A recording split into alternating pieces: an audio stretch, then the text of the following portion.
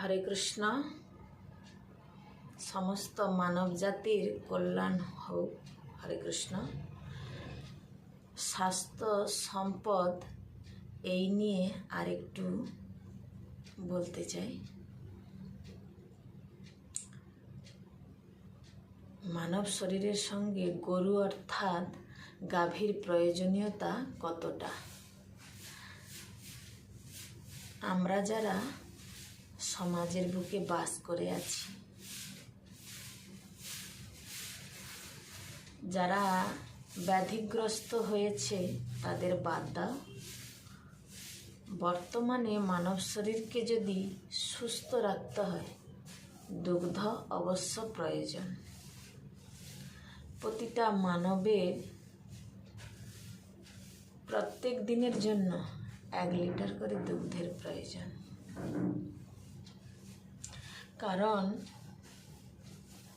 গরু যে খাদ্য খায়, সবুজ ঘাস লতাপাতা, তা সৌরশক্তির দ্বারা উৎপাদিত। সৌরশক্তির যে গুণ ক্ষমতা, তা আমরা এই দুগ্ধের মাধ্যমে শরীরে প্রয়োগ করাতে পারব এবং শরীরের গুণ ক্ষমতা বাড়াতে পারব। অনেক সময় দুগ্ধ আমাদের অর্থের যোগান দেয়।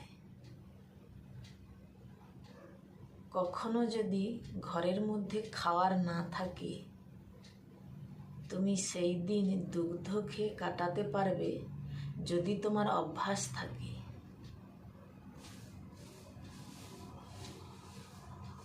যদি তোমার অভ্যাস থাকে, ছোট্ট শিশু যেমন মায়ের দুগ্ধ খেয়ে বড় হয়।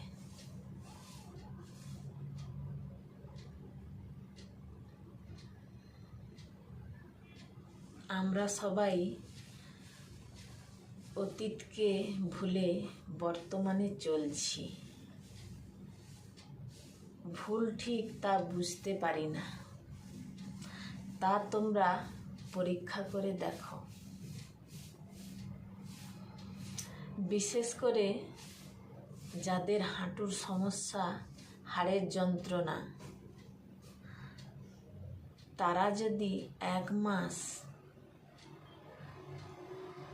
দুগ্ধ থেকে তৈরি ঘি 25 গ্রাম খাবারের সঙ্গে খাও, আর যন্ত্রণার জায়গায় খুব উত্তপ্ত গরম করে লাগাতে পারো, তাহলে বুঝতে পারবে। সমস্ত মানব শরীরকে সুস্থ ও সবল করার একটি উপায় হচ্ছে তা গাভী। আমাদের ভারতবর্ষ ধর্মে মহান, কর্মে মহান।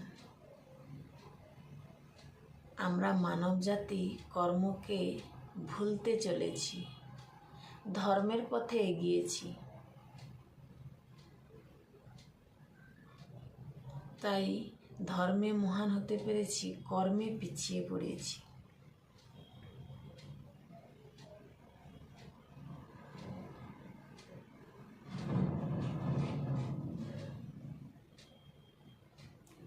আমাদের সবার সচেতন হওয়া দরকার, আমরা যেন অতীতকে না ভুলে যাই। হরে কৃষ্ণ, হরি বল, জয় নিতাই, জয় গৌর।